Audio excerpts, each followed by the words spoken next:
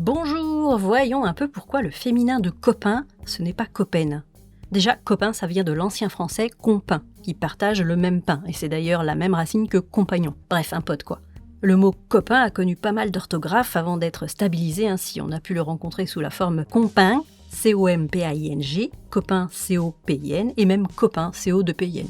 Mais la raison pour laquelle le féminin de copain c'est copine, c'est juste une question de sonorité par analogie avec d'autres mots finissant par le son 1. L'Académie française parle d'une alternance phonétique sur le modèle de cousin-cousine. En général, le féminin des mots en 1 AIN, c'est plutôt N, A-I-N-E. Châtelain, châtelaine, américain, américaine, humain, humaine, etc. Et le suffixe AIN sert en général à donner une idée d'habitat, comme américain qui habite en Amérique, romain qui habite Rome, châtelain qui habite le château, etc.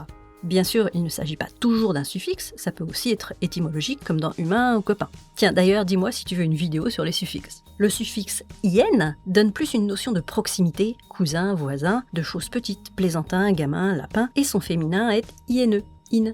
Par association et par ressemblance avec le mot cousin, le mot copain a peut-être été assimilé à cette catégorie-là, mais ça reste une supposition, c'est souvent difficile de déterminer pourquoi un mot évolue dans un sens plutôt que dans un autre. Et par ailleurs, au XXe siècle, on a tiré un verbe du mot copine, copiner. Surtout pense bien à t'abonner à la chaîne si tu ne veux pas rater les prochaines vidéos. Tu peux aussi me dire en commentaire s'il y a des sujets que tu aimerais que j'aborde. À bientôt!